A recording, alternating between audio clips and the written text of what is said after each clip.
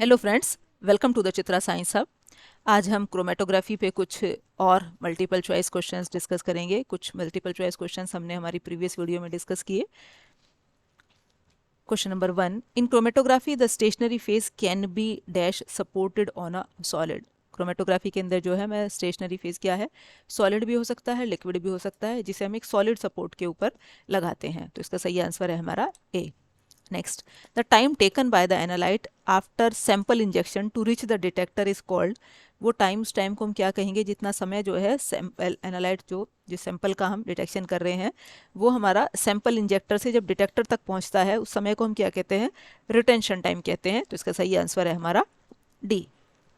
Next, using chromatogram as detector in chromatography a graph is obtained between. किस किस के बीच में हम ग्राफ प्लॉट करते हैं, कंसंट्रेशन और टाइम के बीच में ग्राफ प्लॉट करते हैं। तो इसका सही आंसर है हमारा C. Next, in chromatography which of the following can the mobile phase be made of. मतलब मोबाइल फेज हमारा किस तरह का हो सकता है, लिक्विड हो सकता है, गैस हो सकता है, लेकिन सॉलिड नहीं हो सकता है। तो इसका सही आंसर है हमारा बी, लिक्विड और gas. Next, which of the following can not be use as adsorbent in column adsorption chromatography. Column adsorption chromatography में इनमें से कौन सा हम एडजॉर्बेंट नहीं यूज कर सकते। मैग्नीशियम ऑक्साइड को भी यूज करते हैं, सिलिका जेल को भी, एक्टिवेटेड एल्यूमिना को भी, बस पोटेशियम परमैंगनेट को नहीं यूज कर सकते। इसलिए इसका सही आंसर है हमारा D. Next, which of the following types of chromatography involves the separation of substances in a mixture over a 0.2 mm thick layer of adsorbent। इस ये हम जो है TLC में करते हैं। इसमें हम एल्यूमिना सिलिका की जो है 0.2 mm के आसपास की थिकनेस की एक लेयर बनाते हैं, उसे का हम स्टेशनरी फेज बनाते हैं और तब हम जो है अपना मिक्सचर को सेपरेट करते हैं। तो इसका सही आंसर है हमारा सी। In which type of chromatography the stationary phase is held in a narrow tube and the mobile phase is forced through it under pressure। किस क्रोमेटोग्राफी में हम स्टेशनरी फेज को एक नैरो ट्यूब में लेते हैं, कॉलम क्रोमेटोग्राफी में लेते हैं। तो इसका सही आंसर है हमारा A.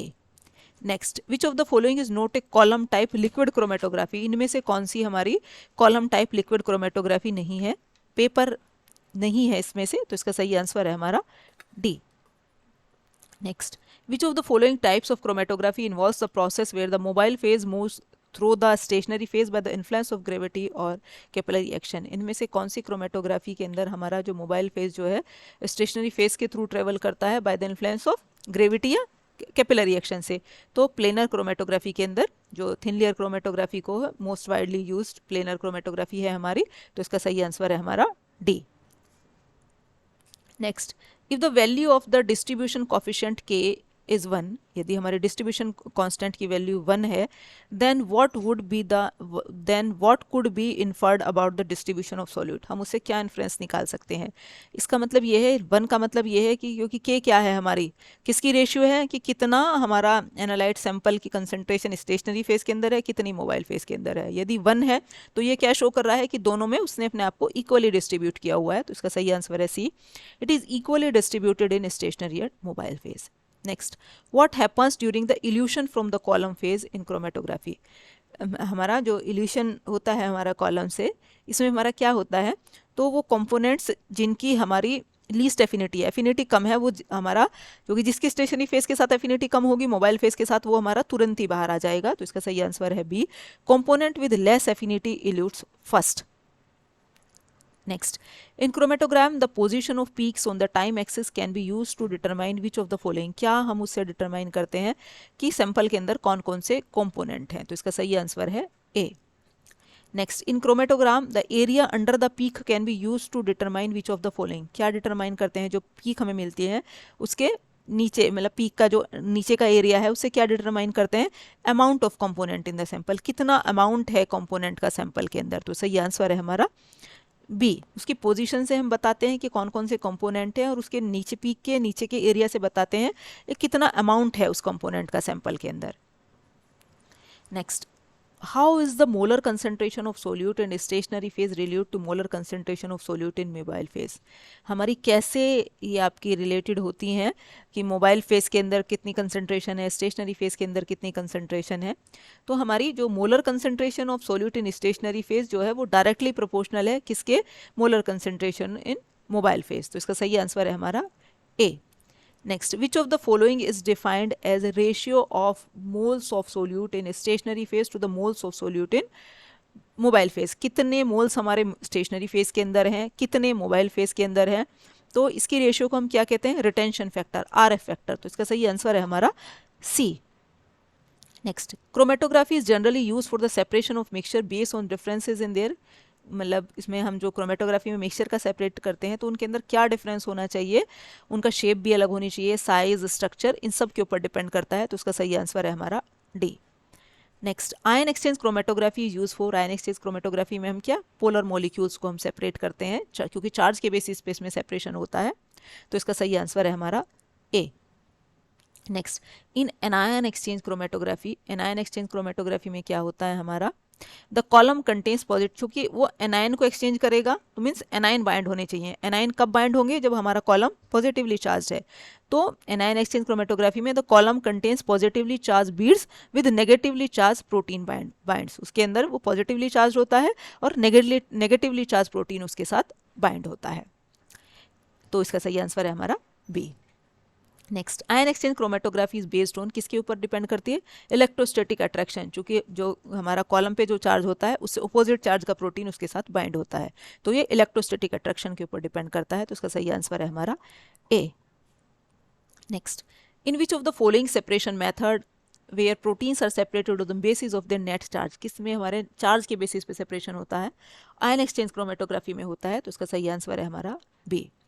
Next, in ion exchange chromatography diffusion of molecules through the matrix of the exchanger is depend upon, किसके ऊपर डिपेंड करता है डिफ्यूजन होना मॉलिक्यूल का, मैट्रिक्स के थ्रू, मैट्रिक्स के थ्रू, जो एक्सचेंजर की मैट्रिक्स के थ्रू जो वो हमारे डिफ्यूज करते हैं, तो किस चीज़ के ऊपर डिपेंड करता है, मतलब उसका क्रॉस सेक्शन किस तरह का है एक्सचेंजर का, और बफर की स्ट्रेंथ कितनी है।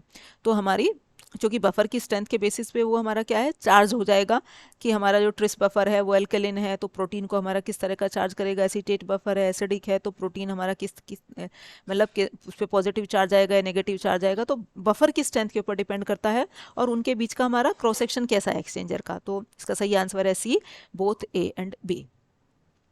Next, pick out the odd one out, इनमें से कौन सा हमारा अलग है, CM, DAC, SP और S। तो हमारा DEAC अलग है क्योंकि ये हमारा एक एनायन एक्सचेंजर है और बाकी सब के सब हमारे क्या हैं, कैटायन एक्सचेंजर हैं। तो इसका सही आंसर है हमारा B. Next, which of the following functional groups are not present in cation exchanger, इनमें से कौन से हमारे फंक्शनल ग्रुप कैटायन एक्सचेंजर पे नहीं होंगे, चूंकि जो कैटायन को एक्सचेंज करेगा वो हमारा कैसा होना चाहिए, नेगेटिवली चार्ज होना चाहिए। तो Nr3+ में इसके ऊपर प्लस का चार्ज है तो ये नहीं हो सकता। इसका सही आंसर है हमारा C. Next, which of these is not an anion exchanger, इनमें से कौन सा एक एनायन एक्सचेंजर नहीं है, तो SP सल्फोप्रोपाइल जो है हमारा एक एनायन एक्सचेंजर नहीं है, बाकी सब के सब हमारे एनायन एक्सचेंजर हैं। तो इसका सही आंसर है हमारा C. Next, what does the chromatography involve two mutually, दोनों हम म्यूचुअली इमिसिबल फेज लेते हैं जो एक दूसरे में ना घुलते हैं। तो इसका सही आंसर है हमारा C. Next, the chromatography is the process for identification, purification and separation of component of a mixture on the basis of difference in their, किसके मतलब हम इसमें आइडेंटिफिकेशन करते हैं मिक्सचर का, प्योरीफिकेशन भी करते हैं, सेपरेशन भी करते हैं कंपोनेंट्स का, किसके बेसिस पे, कि उनकी एफिनिटी किसके साथ ज़्यादा है, मोबाइल फेस के साथ ज़्यादा है या स्टेशनरी फेस के साथ ज़्यादा है। तो इसका सही आंसर है हमारा B.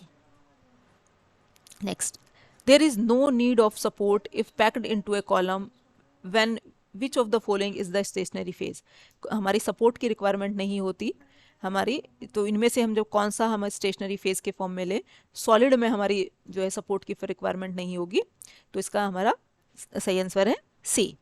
Next, the type of chromatography that is use for the structural analysis, structural analysis के लिए हम पेपर क्रोमेटोग्राफी का यूज करते हैं। तो सही आंसर है हमारा B.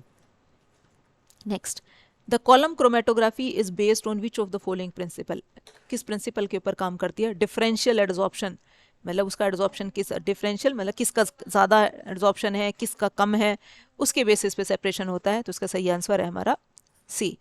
Next, the correct statement from the following is, इनमें से कौन सी स्टेटमेंट करेक्ट है, if the polarity of the solute is greater it will be adsorb on a polar substance more strongly, यदि पोलरिटी सोल्यूट की ज़्यादा है तो वो स्ट्रांगली एड्सॉर्ब होगा पोलर सरफेस के साथ। तो इसका हमारा जो है सी वाला ऑप्शन जो है करेक्ट स्टेटमेंट है।